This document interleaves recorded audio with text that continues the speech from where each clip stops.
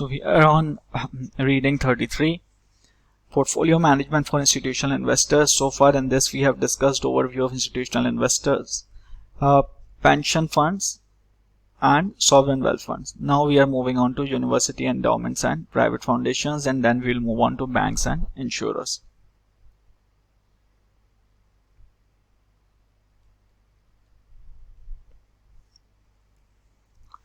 So university endowment main features are they are set up by gifts and donations generally, and they are invested on ongoing basis to meet the operating budget of universities, that is operational expenses of universities. So a key objective is to generate enough return to meet the spending requirements of universities. Also remember that their time horizon tend to be very longer. Main objective is to balance the needs of university today against its needs in the future. Key stakeholders: current and future students, alumni, university employee. Alumni because they tend to contribute to the university for student development. University employees because their salaries are usually paid through these endowments, and students because they are provided the facilities and scholarships through these funds. Stakeholders often have representation on the endowments board or investment committee. So for example, if there are any alumni which are investment professionals, they might be contributing their services as a part of investment committee. And also if there are any prominent alumni who have a good experience of managing board, they might be a part of endowments board. Liabilities and investment horizon. So they have a perpetual time horizon, that is a very long time horizon to be continued in perpetuity. Amount of spending each year could be estimated as weighted average of previous year's spending adjusted for inflation plus spending rate applied to a moving average of assets under management. So this could be used as an estimate or to estimate the amount of spending each year, that is weighted average of previous year's spending adjusted for inflation, which is this previous year's spending adjusted for inflation into weight, plus spending rate, that is usually between 4 to, so generally spending rate for university endowments is between 4 to 6%. If there is an endowment which was also receiving gifts on perpetual basis, then the spending rate would be, instead of 4 to 6, it would be 2 to 4%, that is lower by 2%. So weight into spending at time t into 1 plus inflation. First part of spending in a particular year for in next year plus 1 minus w, which this is weight, so 1 minus w, which is the weight for second part, spending rate multiplied by average assets under management, moving average of asset under management. This such weighted average approach could be used for spending of to estimate the spending requirement, yearly spending requirement for a fund. Liabilities and investment horizon. There could be three types of spending policies which result from different values of weight. There could be a constant growth rule which can be used, market value rule, or a habit rule.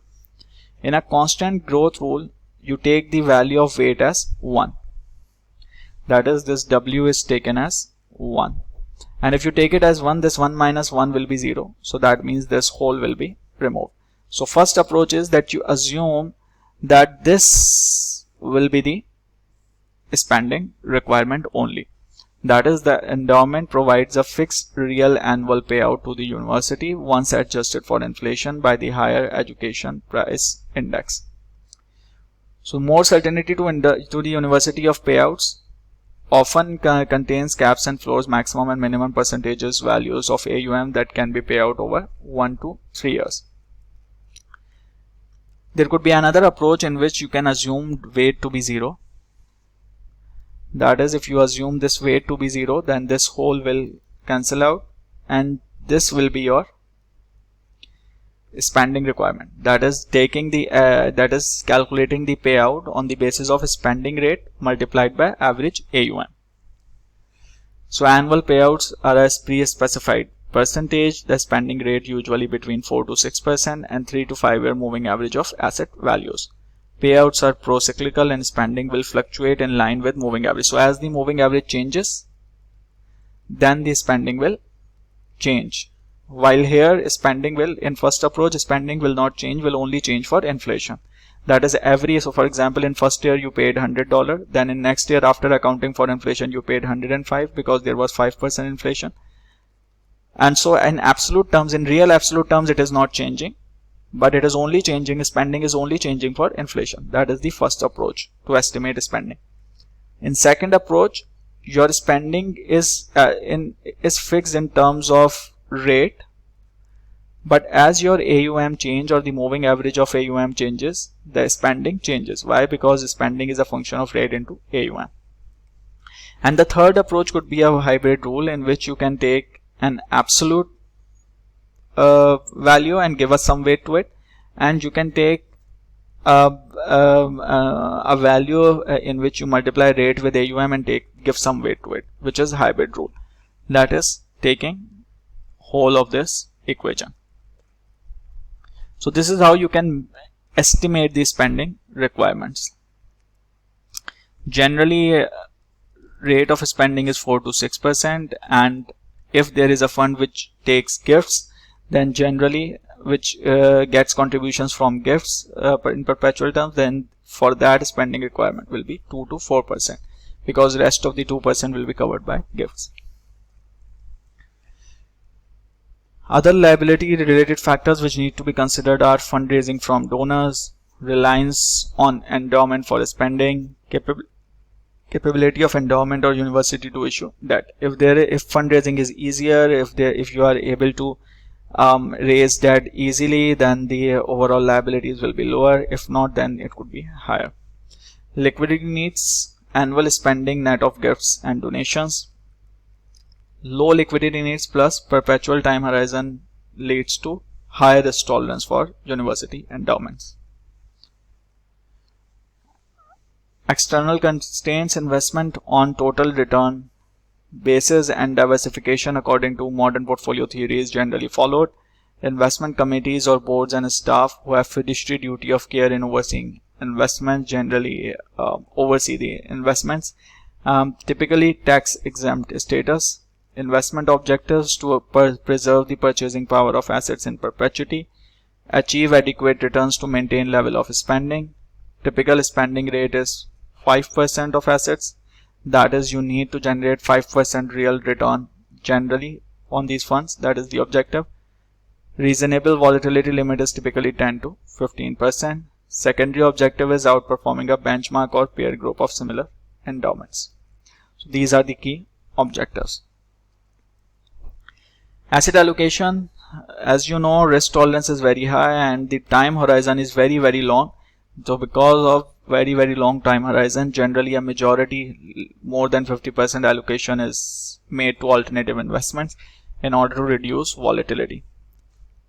However, if this endowment size is smaller, then obviously they would tend to allocate less to alternative investments and more to equities and fixed income. So that is university endowments. Moving on to private foundations. They are non-profit institutions which make grants to support specified charitable causes. Main objective is to typically maintain purchasing power in perpetuity. The stakeholders could include donors, founding family, others, needs of current recipients and future recipients, government, board members, and mission-related investing, in which you are investing into projects that promote foundation's mission. So all this is fairly something which you would already know and fairly simple about foundations. Liabilities and investment horizon, generally perpetual investment horizon. However, there is trend towards limited life foundations now. Tax laws in US, private grant making foundations required to pay minimum 5% of assets plus investment expenses. Relied upon almost exclusively to meet budgets plus high liquidity requirements.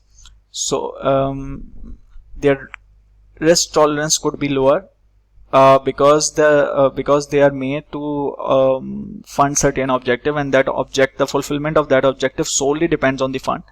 And so if fund doesn't perform well, then that objective will not be met. and so the budget is required, huge budget is required from the fund for that of meeting that objective. That is one reason, and the other reason is that overall liquidity requirements are higher, and so due to these higher liquidity requirements and dependent of the objective, these funds cannot take very high risk, and so their risk tolerance is generally lower despite long time horizon. Liquidity needs, they are legally required to spend 5% of assets, should maintain sufficient liquidity to meet near-term spending, capital calls and margin calls. So liquidity needs tend to be a bit higher. External constraints, laws demand investment on total return basis, diversification and duty of care. Typically tax exempt but depends on minimum spending rules. Generally subject to a 2% tax on net investment income. So these are some key points about private foundations.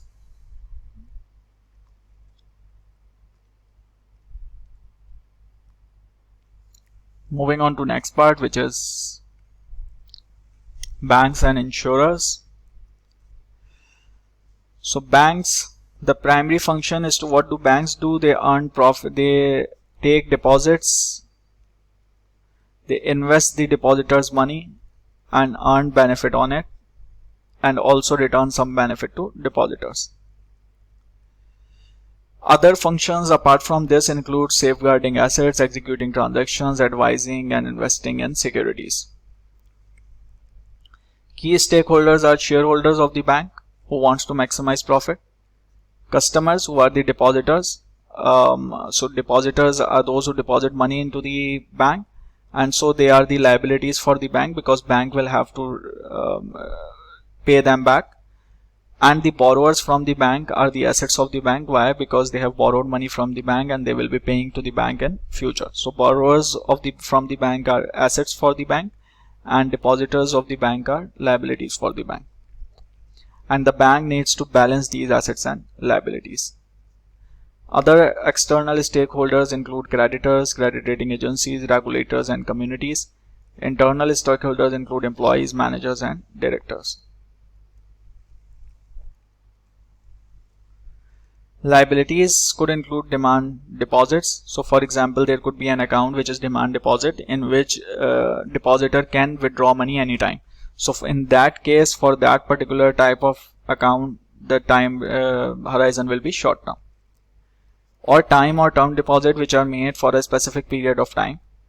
In that case, time horizon could be comparatively longer compared to demand deposit, but is still not very long.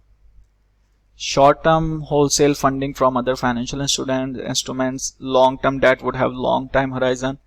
Trading securities payables and repo finance payables could be other types of liabilities. So all these are types of liabilities which a bank would have. Generally, some of them would have short time horizon, some could have longer time horizon, but generally overall it will be short to medium term time horizon.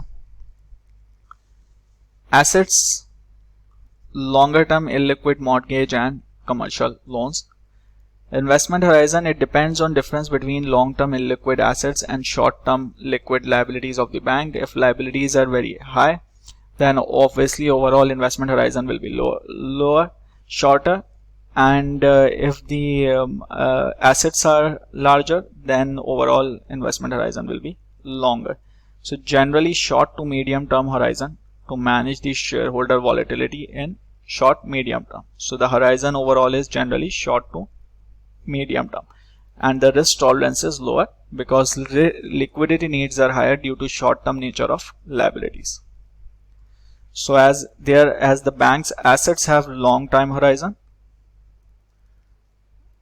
and liabilities have short time horizon, bank needs to have liquidity or have higher liquidity needs to meet these liabilities, and so the bank's time horizon for investment will be short to medium term, and its risk tolerance will be lower.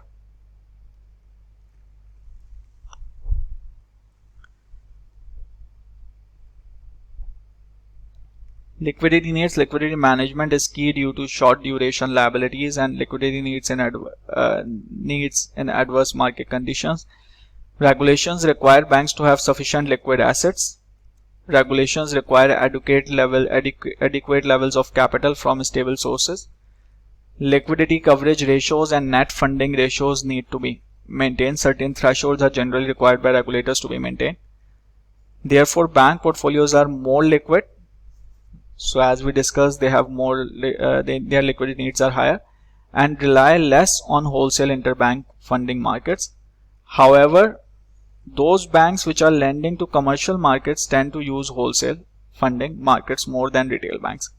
So retail banks have better liquidity compared to commercial banks, and retail banks use higher level of retail deposits for funding. And as retail banks use higher level of retail deposits, they have lower cost and they tend to be more stable compared to commercial banks. So these are key liquidity needs and requirements. External constraints regulations are focused on capital adequacy, liquidity and leverage levels, require diversification, asset quality based reserves and diverse and stable sources of funding, require banks to maintain LCRs and NSFR ratios. Other regulations could be increased capital required to absorb losses on assets, limits on dividend amount, restricted ability of subordinate debt holders, and restricted use of derivatives, proprietary trading, and off-balance sheet liabilities. Apart from regulations, other external constraints could include accounting system. There are 3 different accounting systems used by banks. Generally accepted accounting principle to communicate results to shareholders, and this is the smoothest income reporting. Statutory accounting, which is used by regulators, in which some adjustments are made to generally accounted principles to arrive at statutory accounting, and this is more conservative. And all these are some examples. These are some examples of changes. And true economic accounting, which uses market value of all assets and liabilities, and this is most volatile income measure because market value could be significantly volatile or could change significantly. Investment objectives. Primary objective is to manage liquidity and reduce risk mismatches between non-investment assets and liabilities. And banks establish an asset and liability management committee to oversee investment activities. Asset liability management committee set the IPS, monitor performance and set risk limits. Investment team sets policy benchmarks, monitor performance and reports to the management and board. And the overall objectivity, these are the measures taken to achieve this objective, and the objectivity is to manage liquidity and reduce risk mismatches.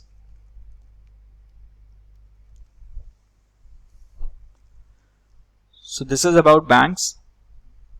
Now moving on to insurers. So within insurance, there could be life insurance companies and property insurance and casualty insurance companies. Life insurance companies generally tend to have longer time horizon, and property and casualty insurance companies have more uncertainty over liability and so generally tend to have shorter time horizon compared to life insurers. And all these are the types which you can go through. Stakeholders. For publicly listed insurance companies, shareholders are key stakeholders, and for mutual companies which are owned by policyholder, either retain profits or distribute the profits to policyholders. In these companies, policyholders are also the key stakeholders. Other external stakeholders include derivatives counterparties, creditors, regulators, rating agencies. Internal stakeholders include employees, management, and board of directors. Liabilities and investment horizon. For life insurance companies, investment horizon is longer because the liability duration is longer. For property and casualty insurers, liability duration tend to be shorter and there is uncertainty over liability, and so time horizon is shorter. Liquidity needs. Internal liquidity needs could be internal liquidity sources could be cash from operations and investing activities. And external liquidity sources to raise liquidity could be ability to borrow in debt markets. Liquidity needs are affected by the level of interest rate. If interest rates are high, then policy holders with low yielding contracts may cash in and reinvest at high yields with other funds or other places or other opportunities. And so when interest rates are going high, then the liquidity needs for insurers could increase. For property and casualty insurers, there is significant cash flow uncertainty, and so there is ample liquidity required, because they might have to be, an accident could happen anytime and they might have to pay for it. And so they generally tend to invest in cash and short-term investments. There could be two key types of portfolios: reserve portfolio and surplus portfolio. Reserve portfolio are the portfolio required by regulations for the insurer to maintain for meeting liabilities. So this portfolio is managed with conservative approach and have low risk tolerance, because this is to meet the liabilities. In surplus portfolio, this surplus refers to the excess amount that you have after meeting the liabilities, and this surplus portfolio tend to have more risk tolerance, and so they generate higher returns, and they often invest into alternative investments or high risk investments. External constraints. Regulators aim to ensure that insurers have sufficient capital to absorb losses. Accountancy perspective, standard financial reporting, statutory reporting, and true economic accounting rules are also used here, as for banks, as we discussed in banks. Investment objectives. Primary objective is to manage liquidity like bank and reduce risk mismatches between assets and liabilities like banks. Considers general business conditions of the insurer, considers expected external economic conditions, and on the basis of that you manage liquidity. Investment oversight function is typically carried out by board committee. This committee is responsible for all investment policies and procedures and reports to stakeholders and regulators.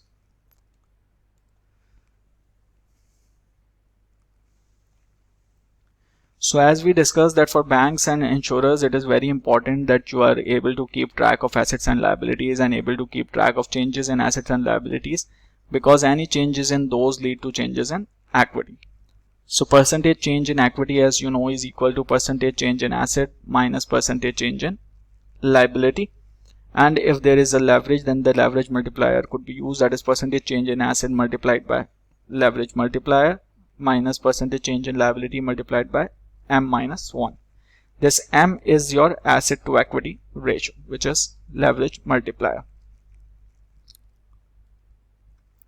So this is a key equation to be analyzed and to be kept in, to be monitored in order to find out any impact on equity which any changes in asset or liability could have.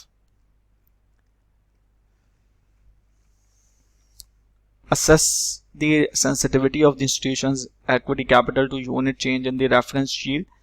So if you want to find out the sensitivity of the institution's equity capital to unit change in reference yield, that is, if yield on assets changes, then how much will the equity change? So what you can do is you can calculate this change by calculating modified duration of equity, because this is the modified duration of equity. What is modified duration? It is the change in value with respect to change in yield on asset. So modified duration of equity is equals to modified duration of assets, that is how much will assets change if yield changes, multiplied by asset to equity ratio, minus modified duration of liabilities, that is how much will liabilities change if yield changes, multiplied by minus 1, multiplied by change in I with respect to change in Y, with this estimated change in yield of liabilities relative to unit change in yield of assets. So this equation could be used to find out that what will be the approximate change in equity capital if yield of assets changes. So as we discussed that if yield changes, the equity could change because the liabilities will change. And how much will they change? This could be estimated using this equation. So keep this in mind. Similarly, so we talked about the overall change in equity with respect to change in assets and liability. Then we talked about the change in equity with respect to change in yield of assets. And now expected volatility changes, that is change in the volatility of equity with changes in other factors. So if you want to calculate the change, standard deviation of percentage change in market value of equity, that is the volatility of percentage changes, that is equals to m square multiplied by variance of percentage change in the value of assets plus m minus 1 squared multiplied by variance of percentage change in the value of liabilities minus 2 into m minus 1 into standard deviation of assets multiplied by standard deviation of liability into correlation of assets with liability. And if you recall, this is the similar formula as what we had done for two stock portfolio in level 1 and 2. So if you recall that formula used to be that variance of a two asset portfolio equals to W1 squared into variance of first asset plus W2 squared into variance of second asset plus 2 into standard deviation of first into standard deviation of 2 into weight of 1 into weight of 2 into correlation of asset with first asset with second asset. So this used to be the formula for variance of portfolio, two asset portfolio. Same is being used here. The only difference is instead of these two assets, one asset is now asset and the other is liability.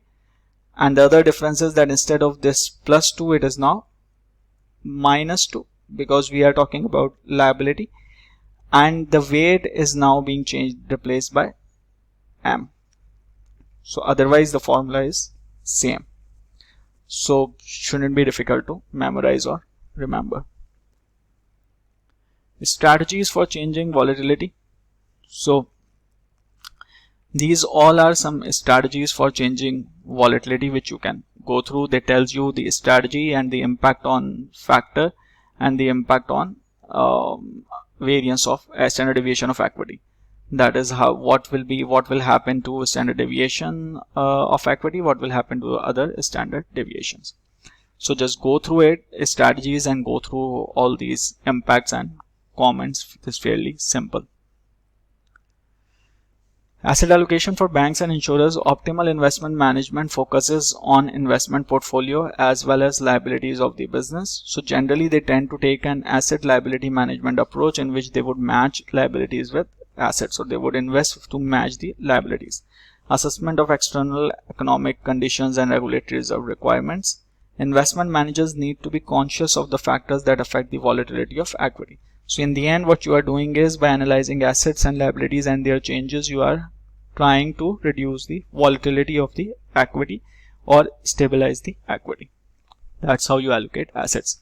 This is it for the reading. Do all the questions from curriculum and Shazza.